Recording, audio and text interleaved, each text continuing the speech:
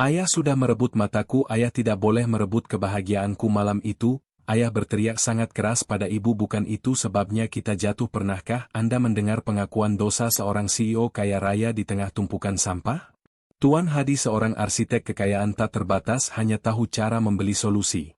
Namun ia terdiam bisu saat putrinya Clara Alicia yang buta karena kecelakaan yang diakibatkan oleh kemarahannya sendiri menuduhnya buta hati. Selama 2 minggu ia diam-diam membiarkan seorang anak pemulung lusuh bernama Rico menyelinap menjadi obat tawa satu-satunya bagi Clara, sebuah transaksi tanpa uang yang mengorbankan status. Tetapi ketika ia mengusir Rico dengan hinaan sampah masyarakat, ia tidak hanya memisahkan Clara dari temannya, ia memicu hukuman paling kejam, putrinya yang jatuh sakit.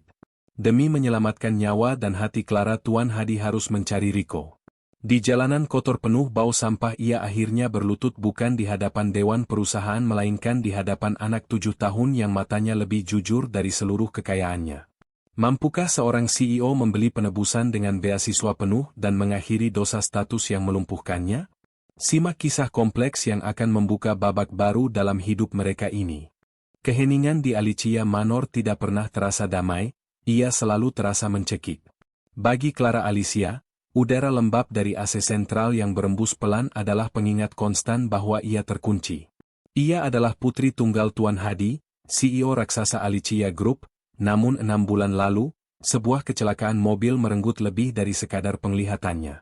Kecelakaan itu merenggut warna dari dunia dan yang lebih kejam, merenggut ibu yang tidak sempat ia kenal. Dalam kegelapan abadi, Clara yang kini berusia 7 tahun menghabiskan hari-harinya di balik jendela kamarnya, ditemani hanya oleh buku-buku braille yang tidak ia sentuh dan rasa bersalah yang menggerogoti. Tuan Hadi adalah arsitek dari kandang emas ini. Seorang pria yang terbiasa memecahkan dilema multimiliar dolar, ia merasa lumpuh di hadapan kesedihan putrinya.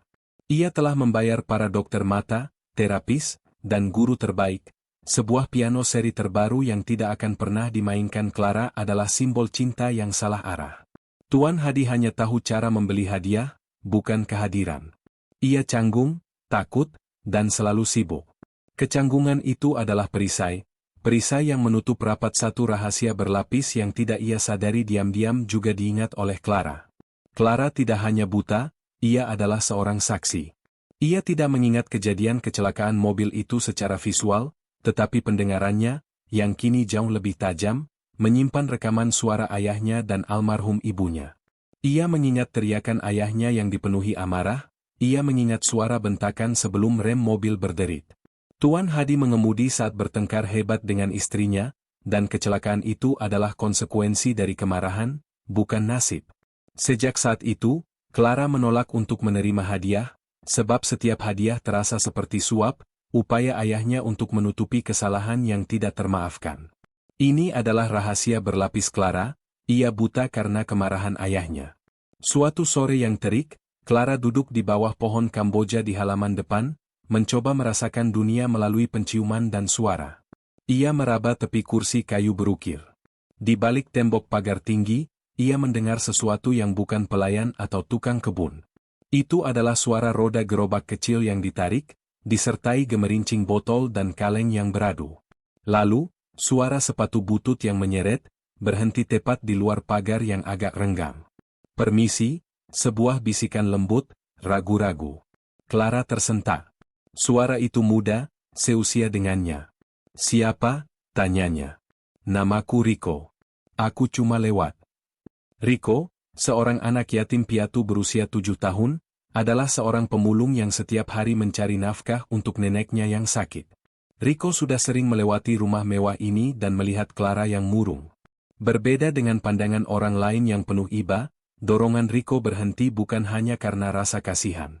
Rico, yang pragmatis sejak kecil, baru-baru ini mendengar desas-desus liar dari pekerja bangunan yang lewat bahwa Tuan Hadi memiliki harta kuno tersembunyi di taman yang tidak pernah terjamah. Red herring yang cerdik, tetapi cukup untuk membuat Rico berhenti. Namun, ketika ia berbicara dengan Clara, motivasi yang lebih murni mengambil alih. Ia melihat mata yang kosong, namun Rico menyadari, dibandingkan dengan gadis ini, aku miskin harta, tetapi aku masih memiliki sepasang mata untuk melihat dunia. Rico tidak mengatakan, "Aku lihat kamu sedih." Ia mengatakan, aku lihat kamu sendirian. Clara tertawa kecil, tawa pertama yang tulus. Tawa yang terasa seperti pengakuan. Aku tidak bisa melihat, katanya jujur. Tapi kamu cantik, balas Rico, tanpa kasihan, seolah itu adalah fakta sederhana, bukan pujian. Saat mereka berbicara, Clara menyentuh pagar besi yang dingin, jarinya meraba-raba antara pagar dan dunia Rico. Ia berjanji akan menunggu Rico besok. Namun saat Rico pergi, Clara tiba-tiba menarik tangannya dari pagar. Sentuhan pagar itu terasa dingin. Ia tahu Rico adalah pelarian, tetapi dalam sepersekian detik, Clara merasakan sesuatu yang lebih jelas daripada sentuhan hangat persahabatan Rico di tangan yang baru ia kenal itu. Itu adalah sentuhan memori ayahnya yang marah, malam di mana kegelapan fisik dan emosionalnya dimulai.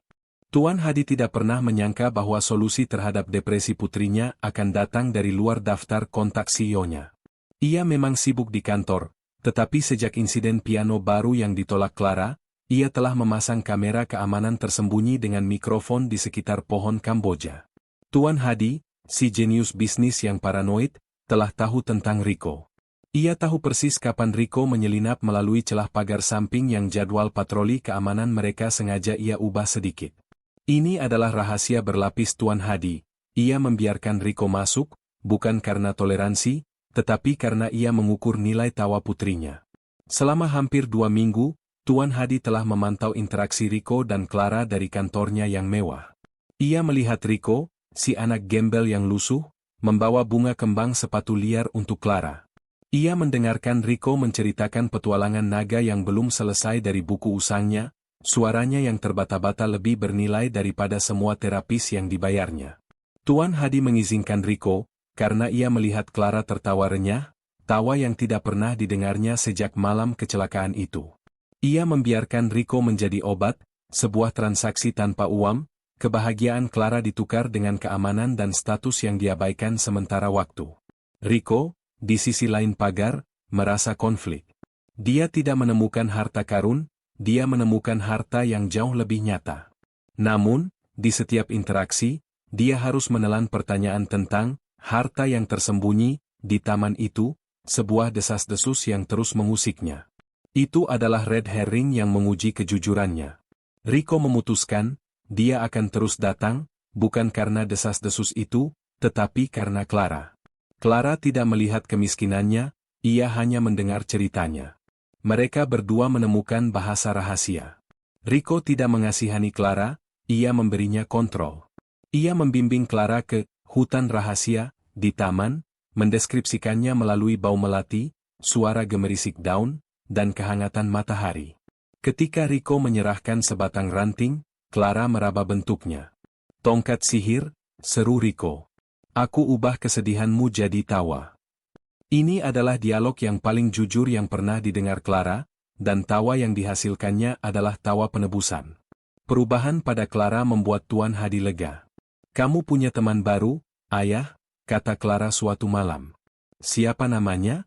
Ayah akan belikan dia hadiah, Tuan Hadi menawarkan. Clara menggeleng, suaranya tenang, namun penuh kekuatan. Dia tidak butuh itu, Ayah. Dia hanya ingin berteman. Dan dia tidak melihatku sebagai anak buta. Ayah, dia tidak menghakimiku. Kata-kata terakhir itu menusuk Tuan Hadi. Tuan Hadi menyadari bahwa putrinya secara halus menuduhnya. Ini bukan tentang hadiah, ini tentang penghakiman ayahnya. Tuan Hadi merasa ancaman datang dari tawa Clara itu, bukan dari anak pemulung itu sendiri, melainkan dari potensi Rico untuk menjadi saksi moral bagi Clara. Tuan Hadi tahu cepat atau lambat, transaksinya akan terungkap. Pagi itu, Tuan Hadi memutuskan untuk bekerja dari rumah, mempersiapkan konfrontasi yang tak terhindarkan. Tepat pukul 3 sore, ia mendengar tawa Clara yang renyah. Ia berjalan menuju jendela dan melihatnya, Clara sedang meraba wajah Rico, tertawa riang. Rico tertawa balik, gigi putihnya kontras dengan kotoran di pipinya. Pakaian lusuh Rico, celana pendek yang diperbaiki kasar dengan benang putih, seketika menghapus semua rasionalisasi Tuan Hadi. Anak ini adalah risiko keamanan, risiko status, dan yang paling berbahaya, risiko terhadap rahasia yang disimpan Tuan Hadi. Tuan Hadi membuka pintu kaca dengan gebrakan yang menggelegar. "Hei, apa yang kamu lakukan di sini?" teriaknya, kemarahan yang tertahan selama 2 minggu akhirnya meledak. Rico langsung berdiri, matanya membulat ketakutan. "Pulang? Ini bukan tempatmu," geram Tuan Hadi, suaranya menggelegar. "Keluarlah dari pekarangan ini sekarang juga." Clara berpegangan pada lengannya, putus asa. "Ayah, jangan. Dia temanku. Dia tidak berbuat salah." "Diam, Clara. Ayah tidak ingin kamu berteman dengan sampah masyarakat seperti ini. Dia seorang pemulung. Dia akan mencuri atau berbohong padamu. Pergi nak, dan jangan pernah kembali," ancam Tuan Hadi, jari telunjuknya menunjuk ke pagar dengan gemetar, penuh penghakiman. Rico, tanpa kata-kata, menundukkan kepalanya, mengambil langkah mundur. Ia mengambil karung goni miliknya dan lari sekencang mungkin menuju pagar, meninggalkan halaman dongeng naga yang belum selesai di pangkuan Clara. Tuan Hadi berbalik ke putrinya. "Kamu pantas mendapatkan teman-teman terbaik, anak-anak kolega ayah, yang bersih, yang berpendidikan." Ia berhenti, menyadari Clara tidak bergerak. Ia mencengkeram bahu Clara. "Ayah tidak mau kamu berhubungan dengan orang seperti itu." Air mata panas Clara mengalir di pipi yang tidak bisa melihat dunia lagi. "Ayah jahat," teriaknya. "Dia satu-satunya yang mau bermain denganku. Ayah sudah merebut mataku, ayah tidak boleh merebut kebahagiaanku." Kata-kata itu, "Ayah sudah merebut mataku," menghantam Tuan Hadi lebih keras daripada tamparan. Itu bukan hanya metafora. Itu adalah kebenaran, rahasia berlapis yang tidak ia sangka akan diucapkan oleh Clara. Apakah Clara ingat pertengkaran di malam kecelakaan itu? Apakah putrinya tahu? Tuan Hadi terdiam, rasa bersalahnya kini berlipat ganda, menggabungkan kesombongan sosialnya dengan kelalaian yang merenggut nyawa istrinya dan penglihatan putrinya. Sejak hari itu, rumah mewah itu menjadi kuburan hening. Tawa Clara menghilang sepenuhnya. Ia menolak makan, menolak bicara, dan berbalik setiap kali Tuan Hadi mencoba mendekat. Ia tidak hanya sedih, ia melakukan protes. Ia melakukan hukuman, memaksa ayahnya untuk merasakan apa artinya kehilangan segalanya. Pada minggu ketiga, taruhan meningkat. Clara jatuh sakit dengan demam tinggi.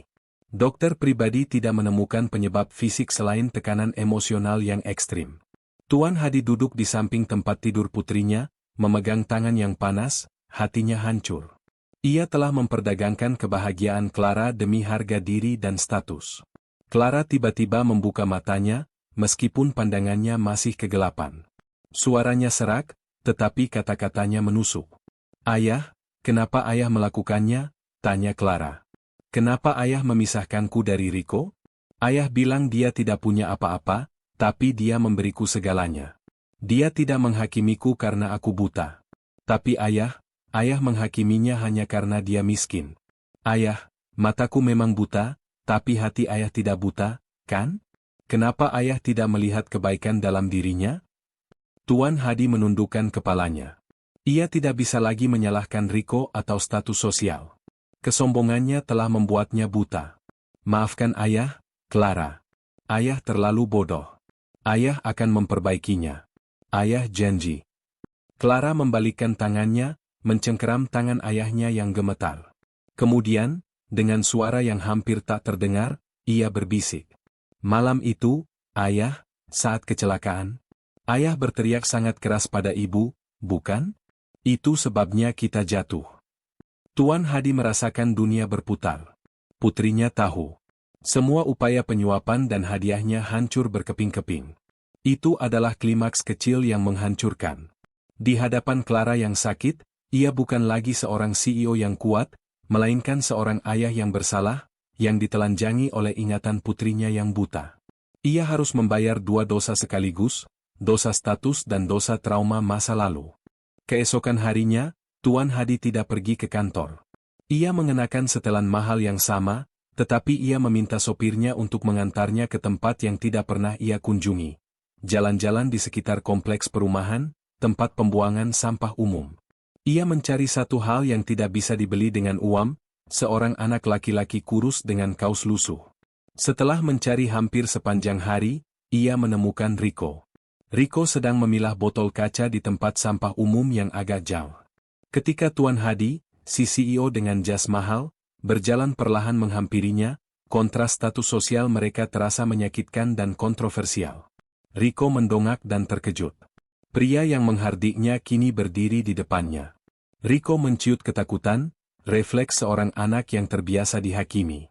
Tuan Hadi melakukan hal yang tidak pernah ia lakukan di hadapan siapapun di luar ruangan dewan perusahaan, ia berjongkok. Ia berjongkok di hadapan Riko, di tengah tumpukan sampah, memastikan mata mereka sejajar. Ia tidak melihat sampah masyarakat. Ia melihat mata jujur yang telah membuat putrinya tertawa. Ia melihat kepolosan yang dikorbankan demi kelangsungan hidup. Riko, kata Tuan Hadi, suaranya lembut, tanpa nada perintah. Saya ayah Clara. Saya minta maaf. Riko menatapnya, bingung. Saya minta maaf karena telah mengatakan hal-hal buruk kepadamu. Saya egois dan sombong. Clara sakit. Dia demam tinggi. Dia merindukanmu. Saya mengusir satu-satunya teman yang ia miliki, aku Tuan Hadi, mengakui kelemahan terbesarnya di tempat yang paling tidak terhormat. Tuan Hadi mengeluarkan dompet tebalnya, tetapi segera menyimpannya kembali. Ia tahu uang akan merusak semua ini.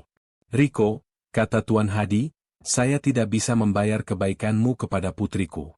Saya tidak bisa membayar tawa yang kamu berikan padanya. Tetapi saya ingin melakukan transaksi yang berbeda, yang nyata. Ini adalah kompensasi. Saya ingin memberikanmu beasiswa penuh. Sekolah di mana saja yang kamu mau, sampai kamu lulus kuliah. Dan saya akan menanggung biaya pengobatan nenekmu seumur hidup. Ia memandang Riko. Sebagai gantinya, lanjut Tuan Hadi, suaranya mengandung permohonan, tolong jadilah teman Clara lagi. Bukan karena ini. Tetapi kembali dan tuntaskan cerita naga itu. Riko menatap ke langit, yang untuk pertama kalinya tidak terlihat abu-abu. Ia adalah anak 7 tahun yang cerdas. Dia tahu ini bukan persahabatan murni, ini adalah transaksi yang lahir dari trauma dan rasa bersalah. Tuan Hadi tidak membeli persahabatan, ia membeli penebusan, dan Riko adalah satu-satunya yang bisa memberikannya. Riko tidak harus memikirkan sampah esok hari. Neneknya akan aman. Sebuah dilema moral muncul. Haruskah ia menolak kemewahan yang lahir dari penghinaan, atau memanfaatkan kesempatan ini demi neneknya? Dia memilih neneknya. Itu adalah pilihan kontroversial. Integritas pribadinya dikorbankan untuk kebutuhan keluarganya. Aku akan kembali, Om, kata Riko akhirnya, menganggukkan kepala dengan mantap. Aku akan membacakan cerita naga itu sampai selesai. Suaranya mantap, tetapi ada tatapan dingin di matanya yang jujur. Riko baru saja menjual persahabatannya. Dan Tuan Hadi telah berhasil membeli solusi, meskipun dengan harga yang mahal. Ini adalah awal dari persahabatan yang selamanya akan memiliki bayangan transaksi di atasnya. Riko tidak lagi menyelinap. Ia kembali ke Alicia Manor diantar oleh mobil mewah, disambut oleh Tuan Hadi sendiri yang telah menunggu di pintu gerbang. Ini adalah penebusan visual yang kontroversial, anak pemulung itu kini masuk melalui pintu depan, bukan celah pagar. Clara, yang terbaring lemah, bangkit saat mendengar langkah kaki Riko yang ia kenali. Riko, apa itu kamu? Kamu kembali, serunya. Riko mendekat dan memegang tangan Clara. Aku kembali, Clara. Aku akan terus datang. Jangan sakit lagi ya. Riko kemudian mengambil buku Braille yang ada di meja nakas. Ia tidak bisa membaca huruf Braille, tetapi ia ingat ceritanya dari buku lusuh miliknya. Clara menyentuh halaman itu, sementara Riko mulai bercerita. Suaranya kecil namun jelas, mengisi kamar besar itu dengan keajaiban persahabatan yang tulus. Tawa Clara kembali meledak. Di luar pintu, Tuan Hadi mendengarkan. Ia akhirnya mengerti bahwa kekayaan sejati bukanlah apa yang bisa dilihat oleh mata, tetapi apa yang bisa dirasakan oleh hati. Ia telah menjadi seorang ayah yang buta, disilaukan oleh kekayaan dan status, tetapi kini melalui mata buta putrinya dan hati yang terpaksa pragmatis milik Riko, ia mulai melihat dunia dengan lebih jelas. Tahun-tahun berlalu. Tuan Hadi menepati janjinya. Riko tumbuh menjadi pemuda yang cerdas dan berpendidikan. Beasiswa penuh itu membuka pintu masa depan yang cerah, dan neneknya dirawat di rumah sakit terbaik. Clara, meskipun tidak pernah mendapatkan kembali penglihatannya, menemukan jalannya sebagai penulis inspirasional. Keduanya tetap menjadi sahabat terbaik. Namun, persahabatan sejati tidak mengenal pagar pembatas atau perbedaan status hanyalah setengah dari kebenaran. Tuan Hadi tidak pernah lupa bahwa ia harus berlutut dan membeli penebusannya dengan beasiswa, dan Riko tidak pernah lupa bahwa persahabatannya telah menjadi alat negosiasi untuk menyelamatkan neneknya. Hubungan mereka tumbuh menjadi simbiosis sosial emosional yang kompleks dan kontroversial. Riko, si anak pemulung, mendapatkan tangga menuju kehidupan baru. Clara, si putri kaya, mendapatkan koneksi emosional dan pembelaan yang tulus. Riko tidak lagi memulung, tetapi kini ia berjuang di lingkaran sosial elit yang membingungkan. Clara, yang secara finansial bergantung pada ayahnya, memiliki sekutu moral yang dibiayai oleh ayahnya sendiri. Persahabatan mereka di masa depan didirikan di atas dasar trauma, transaksi, dan rasa bersalah yang diubah menjadi donasi. Tuan Hadi akhirnya menebus kelalaiannya dalam dua cara. Ia memberikan Riko masa depan, dan ia menerima kebenaran pahit bahwa ia bertanggung jawab atas kebutaan putrinya. Clara tidak pernah memaafkan ayahnya sepenuhnya atas malam kecelakaan itu, tetapi ia memaafkannya atas pengusiran Riko. Kisah mereka bukan hanya tentang persahabatan, melainkan tentang bagaimana kekayaan dan status dapat merusak hubungan, dan bagaimana upaya penebusan seringkali harus berupa transaksi yang menyakitkan untuk membersihkan hati nurani yang bersalah. Hati adalah kompas yang jujur, tetapi terkadang, ia membutuhkan cek bernilai besar untuk mengarahkannya ke utara. Clara dan Riko memang berhasil menemukan jalan keluar, namun kisah mereka adalah pengingat yang pahit. Persahabatan tulus seringkali harus melalui transaksi yang menyakitkan.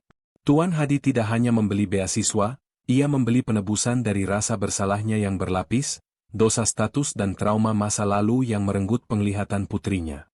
Riko mendapatkan masa depan yang cerah, tetapi ia selamanya membawa bayangan bahwa integritasnya harus ditukar dengan keselamatan neneknya dan kemewahan baru. Ini adalah kisah tentang bagaimana cinta dan status membentuk simbiosis sosial emosional yang kompleks. Pelajaran terbesar dari kisah ini adalah bahwa kekayaan sejati bukanlah apa yang bisa dilihat oleh mata, tetapi apa yang bisa dirasakan oleh hati. Jangan sampai kesombongan atau status membuat kita menjadi buta hati, hingga menghakimi orang lain hanya berdasarkan penampilan atau harta. Ingatlah, hati adalah kompas yang lebih jujur daripada mata, tetapi terkadang, ia membutuhkan pengorbanan dan pengakuan kesalahan yang ekstrim untuk mengarahkannya ke kebenaran.